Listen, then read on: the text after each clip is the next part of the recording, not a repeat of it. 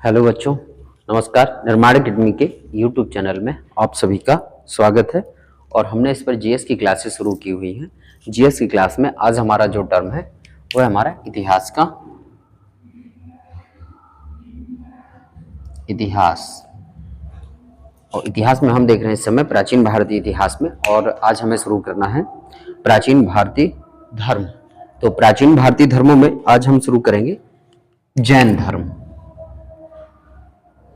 जैन धर्म, जैन धर्म से हम आज शुरुआत करते हैं। तो जैन धर्म के बारे में कुछ चीजें देखेंगे, इसके कुछ की पॉइंट हम देखेंगे। तो सबसे पहले देखेंगे कि जैन धर्म, जो जैन धर्म है ये जिन शब्द से बना हुआ है। जिन शब्द से बना हुआ है। जिन शब्द से बना हुआ है।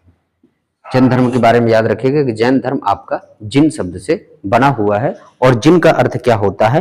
इंद्रियों पर विजय प्राप्त करना। जिन का अर्थ क्या होता है? इंद्रियों पर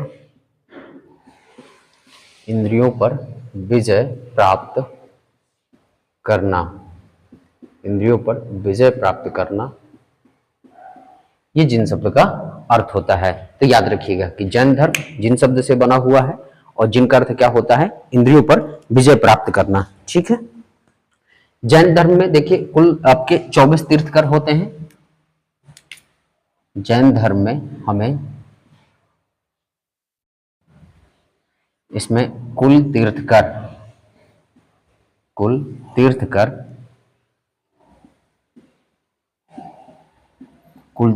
कितने हुए? तो 24 हुए। ठीक है। पहले प्रवर्तक, जैन धर्म के पहले प्रथम प्रवर्तक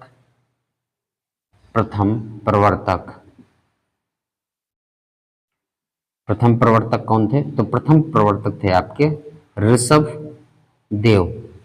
ऋषभदेव। किसी पुस्तक में आपको ऋषभनाथ भी मिल सकता है, तो परेशान मत होइएगा, एक ही नाम है, ऋषभदेव या ऋषभनाथ। तो जैन धर्म के प्रथम तीर्थकर कौन थे? आपके ऋषभदेव थे। ठीक है। और इनका उल्लेख जो है, इन ऋषभदेव का उल्लेख जो है हमें कहाँ मिलता है? तो ऋग्वेद में मिलता है। उल्लेख कहाँ मिलता है? ऋग्वेद में मिलता है। तो याद रखिएगा ऋषभदेव का उल्लेख हमें कहाँ मिलता है? तो हमें मिलता है ऋग्वेद में मिलता है। पूछा जा सकता है आपसे क्वेश्चन कि किस जैन धर्म के प्रवर्तक का उल्लेख ऋग्वेद में मिलता है? तो याद रखिएगा ऋषभदेव का उल्लेख हमें जैन धर्म या ऋग्वेद में मिलता है। ठीक है। तो जैन धर्म में कुल कितने तीर्थकर हुए? 23 तीर्थकर हुए। हमें सब नहीं पढ़ना है, हम कुछ महत्वपूर्ण पढ़ेंगे। जैसे हम 23वें तीर्थकर के बारे में जानेंगे। तो जैन धर्म के 23वें तीर्थकर कौन थे? 23वें तीर्थकर कौन थे? तो पार्श्वनाथ। 23वें तीर्थकर कौन थे? पार्श्वनाथ ये थे। और 24वें और वो अंतिम तीर्थकर थे, वो कौन थे? हमारे महावीर स्वामी। तो उनके बारे में हमें डिटेल जाननी है, तो नोट कर लीजिएगा। आइए आगे बढ़ते हैं। तो बच्चों मेरे साथ नोट करते हुए चलिए, पेपर और पेन लेके बैठिएगा। नोट करेंगे तो बहुत अच्छा रहेगा आपके लिए, आपकी नोट्स भी कंप्लीट हो जाएगी और चीजें बहुत अच्छे से आपको समझ में आएंगी। और क्लास आपको पसंद आए तो वीडियो को लाइक जरूर करिएगा, साथ ही साथ अपने मित्रों के साथ इसे शेयर जरूर करिएगा। चलिए तो अब हम देखते हैं महावीर स्वामी के बारे में। महावीर स्वामी तो महावीर स्वामी जैन धर्म के ये 24वें तथा अंतिम तीर्थकर थे। तो याद रखिएगा कि महावीर स्वामी जैन धर्म के 24वें तथा अंतिम तीर्थकर थे। जैन धर्म का वास्तविक संस्थापक किनको माना जाता है? तो महावीर स्वामी को। जैन धर्म के वास्तविक संस्थापक किसको माना जाता है? तो महावीर स्वामी को वास्तविक संस्थापक माना जाता है। याद रखिएगा। तो जैन धर्म के 24वें तथा अंतिम तीर्थकर कौन थे? महावीर स्वामी। और जैन धर्म के वास्तविक संस्थापक कौन थे? महावीर स्वामी। देखिए वास्तविक संस्थापक ये थे। वास्तविक संस्थापक का मतलब ये हुआ कि कुल मिला के जब ये तीर्थकर बने, यानी इनके समय जैन धर्म का बहुत ज्यादा प्रचार प्रसार हुआ, तो इनको वास्तविक संस्थापक माना जाता है। अब थोड़ा सा हम महावीर स्वामी के बारे में जान लेते हैं और समझ लेते हैं। तो महावीर स्वामी का जो जन्म है, महावीर स्वामी का जन्म 540 ईसा पूर्व, 540 ईसा पूर्व, या एक डेट और मिलती है इनके 599 ईसा पूर्व, दो डेटें मिलती हैं। तो इनका जन्म कब होता है? 540 ईसा पूर्व या 599 ईसा पूर्व में होता है। और कहाँ होता है? तो वैशाली के कुंडग्राम में, वैशाली के कुंड ग्राम, वैशाली के कुंड ग्राम में इनका क्या होता है? जन्म होता है। और ये कहां पड़ता है? तो ये बिहार में पड़ता है। ठीक है, याद रखिएगा। और इनके बचपन का नाम क्या था? महावीर स्वामी के बचपन का नाम, बचपन का नाम, इनके बचपन का नाम था वर्धमान।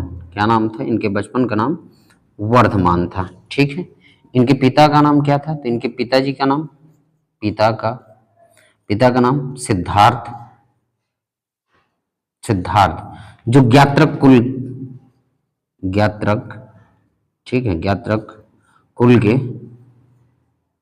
राजा थे। ठीक है। इनकी माता का नाम क्या था? तो इनकी माता का नाम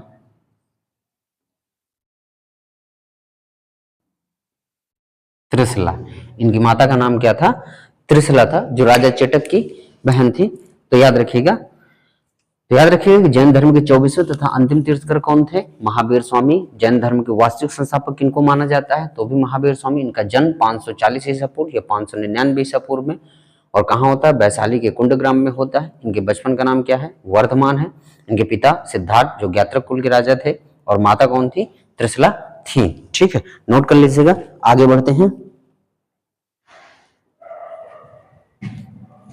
आइए, तो बच्चों क्लास आपको पसंद आए तो वीडियो को लाइक जरूर करिएगा, साथ ही साथ अपने मित्रों के साथ क्लास को शेयर जरूर करिएगा। चलिए आइए आगे देखते हैं। अब हम देखते हैं इनकी पत्नी का नाम, महावीर स्वामी की पत्नी का नाम। तो पत्नी का नाम क्या है? यशोदा। इनकी पत्नी का नाम क्या है? यशोदा। पुत्री ही थी इनकी एक, तो इनकी पुत्री का नाम क्या था?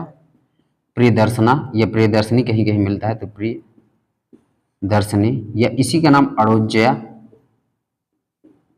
अड़ोज्या मिलता है। ठीक है। और इनके दामाद, यानी इस पुत्री के, जो इनकी पुत्री प्रियदर्शनी के कौन? पति, यानी दामाद, दामाद कौन थे? जमाली। दामाद कौन थे?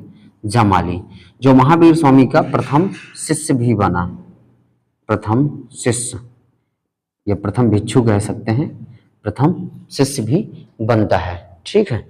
और प्रथम शिष्य हो गया। प्रथम हम शिष्या की भी बात कर लें यहीं पर। प्रथम शिष्या, शिष्या मतलब भिक्षुणी, महिला के रूप में, तो कौन थी?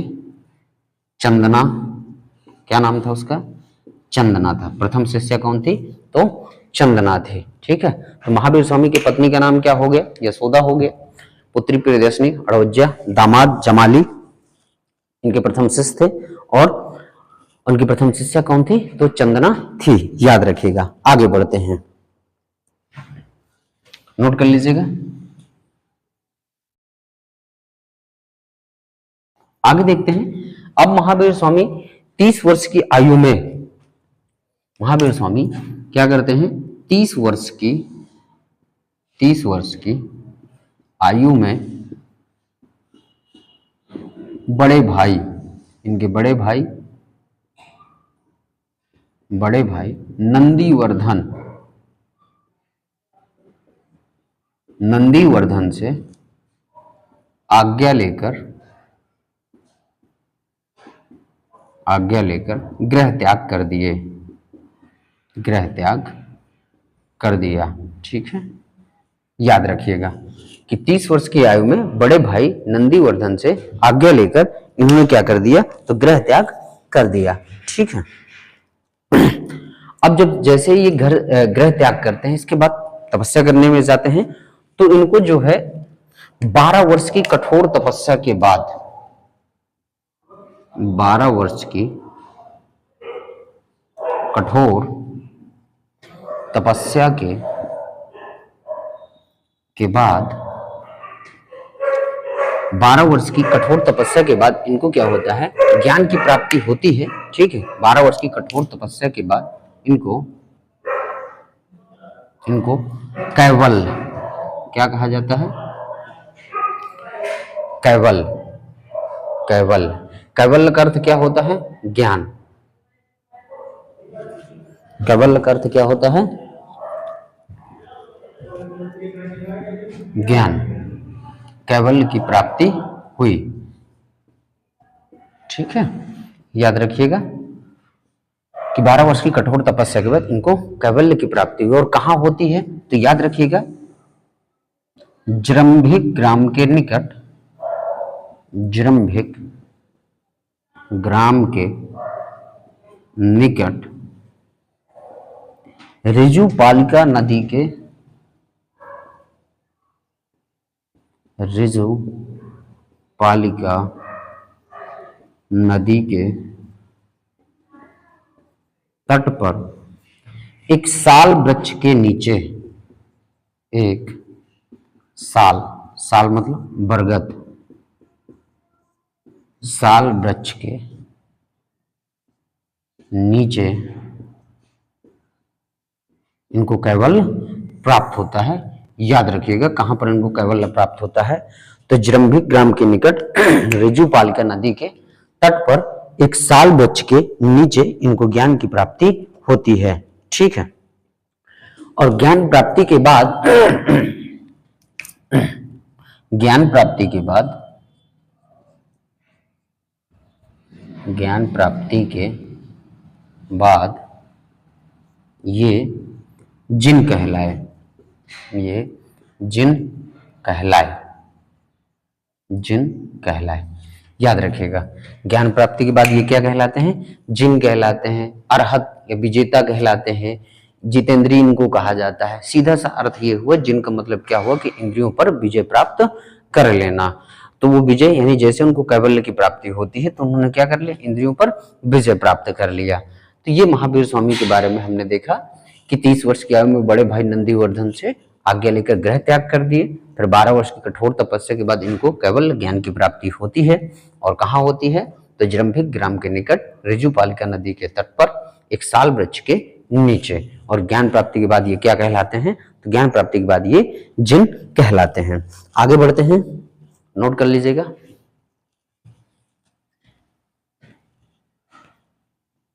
तो बच्चों ये क्लास आपको अच्छी लगे, वीडियो को लाइक जरूर करिएगा, साथ ही साथ अपने मित्रों के साथ इसे शेयर जरूर करिएगा। जितना ज़्यादा आप लाइक करेंगे, शेयर करेंगे, उतना ज़्यादा हमें भी मोटिवेशन आएगा। तो लाइक जरूर करते चलिएगा। चलिए आगे चलते हैं। आगे है कि ज्ञान प्राप्ति के बाद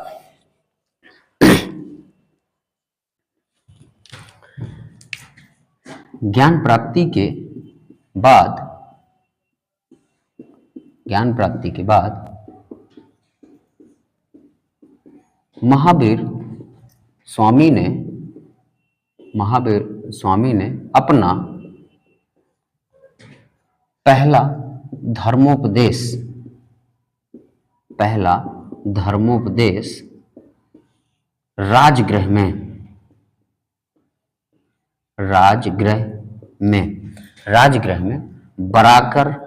राजगृह में बराकर नदी के तट पर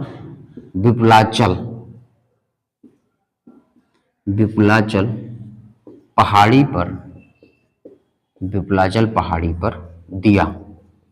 ये याद रखिएगा कि ज्ञान प्राप्ति के बाद महावीर स्वामी ने अपना पहला धर्मोपदेश राजगृह में बराकर नदी के तट पर विपुलाचल पहाड़ी में दिया। ठीक है, ये चीजें याद रखिएगा। आइए आगे बढ़ते हैं।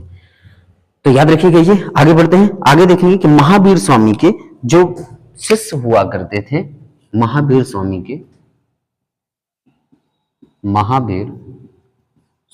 के प्रधान शिष्यों को महावीर स्वामी के प्रधान शिष्यों को गणधर कहा जाता है, गणधर कहा जाता था। याद रखिए क्या कहा जाता था, तो गणधर कहा जाता था। ठीक है, महावीर स्वामी के जो प्रधान शिष्य हुआ करते थे उनको क्या कहा जाता था, तो गणधर कहा जाता था। और उन्होंने इसे, ठीक है, अपने शिष्यों को, अपने शिष्यों को 11 गणधरों में विभाजित किया था। 11 गणधरों में, 11 गणधरों में विभक्त किया था, विभक्त किया गया था। तो याद रखिएगा कि महावीर स्वामी ने अपने प्रधान शिष्यों को कितने गणधरों में विभक्त किया था, 11 गणधरों में विभक्त किया था।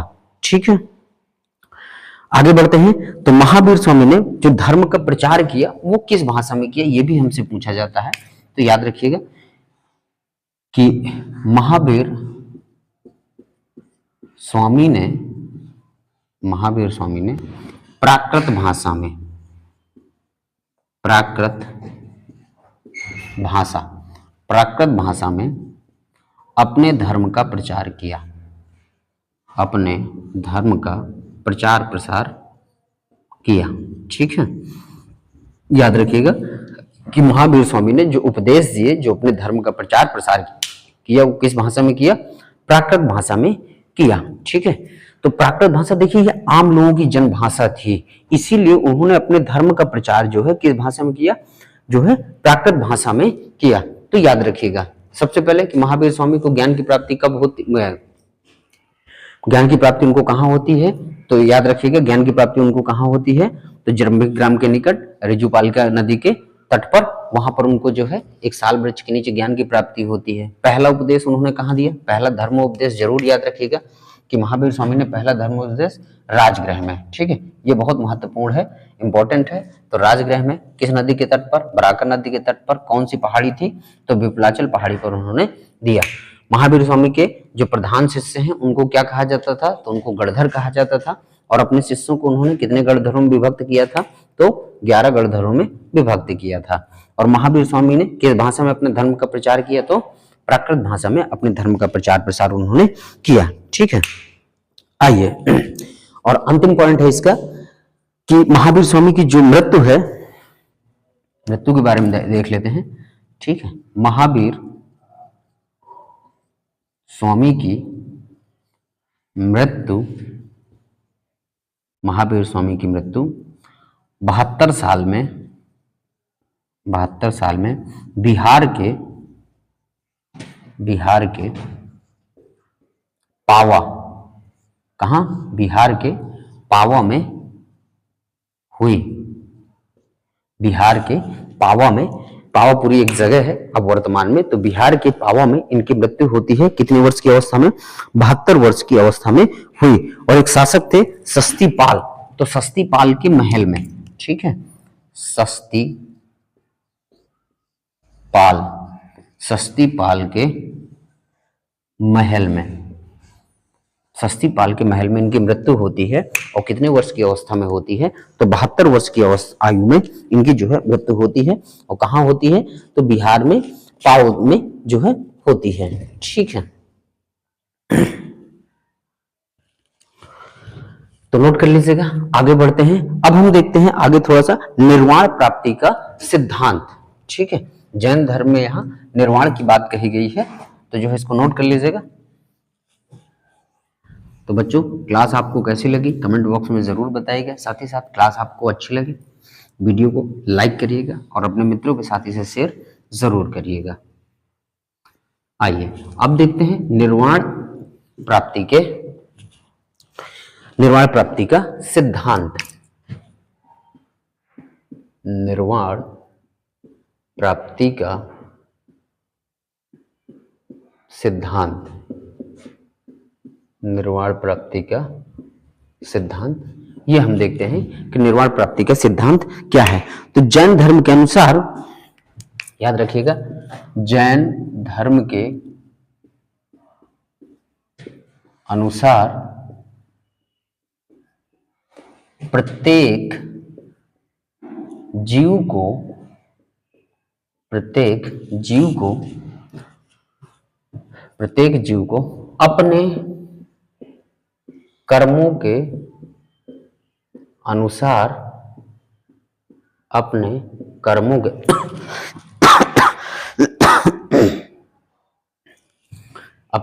के अनुसार विभिन्न योनियों में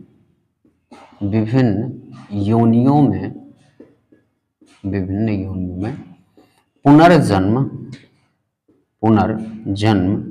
लेना पड़ता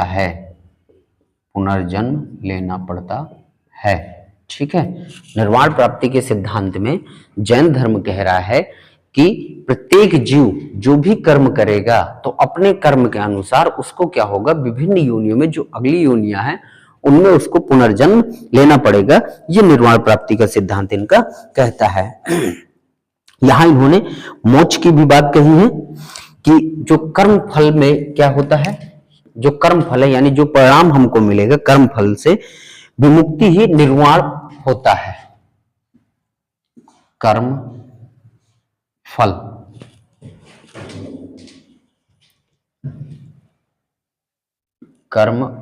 से विमुक्ति ही निर्वाण कर्म फल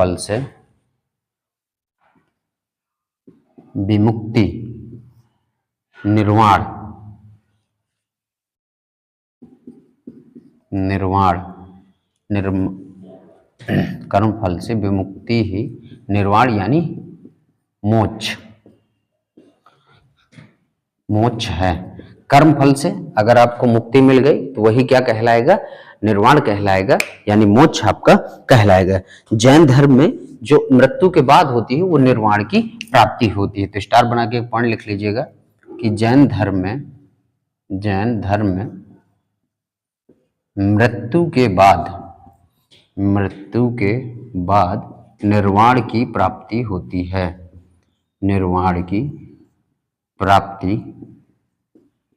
होती है। ये रहा आपका निर्वाण प्राप्ति का सिद्धांत रहा जैन धर्म में। ठीक है, याद रखिएगा। चलिए आगे बात करेंगे, नोट कर लीजिएगा इसको। अब हम देखेंगे जैन धर्म के जो आपके क्या हैं त्रिरत्न हैं। ठीक है, उनके बारे में बातचीत करेंगे। तो बच्चों वीडियो को लाइक जरूर करिएगा। आप लोग जो है अपने कमेंट बॉक्स में जो है बताया करें, अगर कोई और जो है इसमें सुधार की जरूरत है, सुझाव आप अपने जरूर साझा किया करिए हमारे साथ। तो कमेंट किया करें, वीडियो लाइक किया करें, साथ ही साथ अपने मित्रों के साथ शेयर करिए। तो जितना ज़्यादा शेयर करेंगे, लाइक करेंगे, उतना मेरे लिए थोड़ा सा बेहतर होगा, मोटिवेशन भी आएगा। आइए आगे देखते हैं। तो अगला हमारा जैन धर्म के त्रिरत्न। जैन धर्म के त्रिरत्न यानी जैन धर्म के 3 रत्न हैं, उन्हीं को हम क्या कहते हैं, त्रिरत्न बोलते हैं। पहला है हमारा सम्यक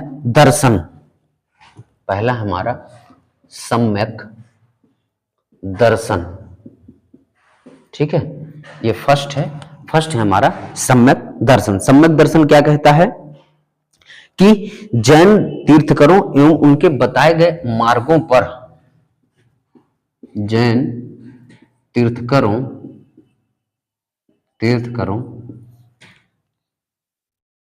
द्वारा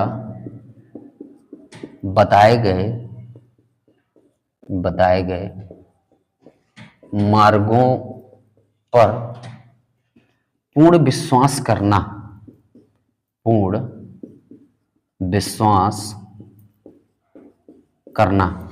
ये हमारा सम्यक दर्शन कहलाता है। कि जैन धर्म के बारे में जैन तीर्थकरों द्वारा जो बताए गए मार्ग हैं और उन पर क्या करना, पूर्ण विश्वास करना, यही क्या कहलाता है, आपका सम्यक दर्शन कहलाता है। ठीक है। दूसरा है सम्यक ज्ञान।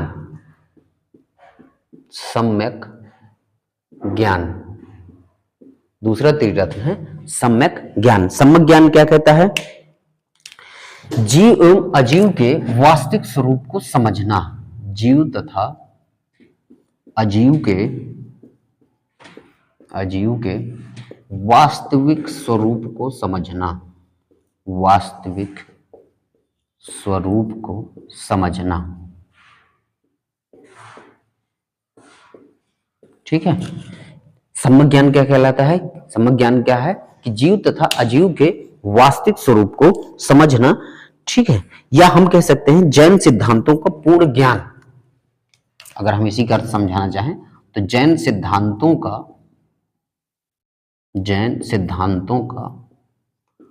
पूर्ण ज्ञान, जैन सिद्धांतों का पूर्ण ज्ञान वही क्या कहला देगा? आपका सम्यक ज्ञान कहला देगा। या अगर हम देखें तो जीव तथा अजीव के वास्तविक स्वरूप को समझना। तीसरा है हमारा सम्यक आचरण। तीसरा है हमारा सम्यक आचरण। सम्यक आचरण, सम्यक आचरण क्या है हमारा? तो सम्यक आचरण है अच्छे कर्मों करना तथा बुरे कर्मों का त्याग करना। अच्छे कर्मों को करना तथा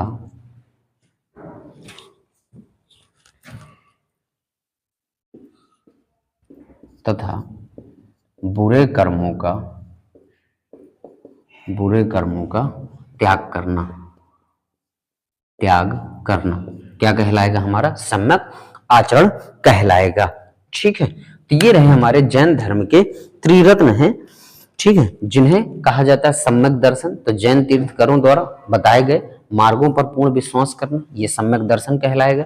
दूसरा हमारा सम्यक ज्ञान, जीव तथा अजीव के वास्तविक स्वरूप को समझना। यानी कुल मिला के जो हमारे इसी जैन धर्म में अभी हमें जो है बताया गया है कि जैन सिद्धांतों में कहा गया है कि जीवों की हत्या ना करें, तो यही चीजें हमारे क्या है कि जैन सिद्धांतों का अगर आपको पूर्ण ज्ञान हो गया तो फिर वो क्या कहलाएगा? आपका सम्यक ज्ञान हो गया।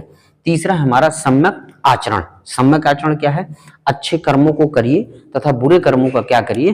त्याग करिए। अभी हम देखेंगे कि महावीर स्वामी ने यहाँ पर पंचव्रत दिए हैं। ठीक है, 4 अणुव्रत पहले से चल रहे थे जो पार्श्वनाथ ने दिए हैं, और यहाँ पर हमें पंचव्रत देखने को मिलते हैं। तो वो पंचव्रत देखेंगे हम जो है अगली क्लास में देखेंगे। ठीक है, आज की क्लास यहीं तक। ठीक है, थोड़ा सा यहाँ पर जो है ये कुछ काम चल रहा है, तो आज क्लास को हम यहीं पर रोक रहे हैं। तो आज की क्लास यहीं तक रहेगी। अगली क्लास में हम पंचव्रत और महावीर और जैन धर्म के बारे में हम डिटेल जानकारी देखेंगे। तो आज की क्लास यहाँ तक, पढ़ते चलिएगा, रिवीजन करते चलिएगा। तो मिलते हैं आपसे अब कल के वीडियो में, और वीडियो को लाइक करिएगा, साथ ही साथ अपने मित्रों के साथ इसे शेयर जरूर करिएगा। और जो बच्चे चैनल को सब्सक्राइब नहीं किए तो चैनल को सब्सक्राइब करके बेल आइकन ऑन कर लीजिएगा। तो मिलते हैं आपसे अब कल, तब तक के लिए धन्यवाद। जय हिंद, वंदे मातरम।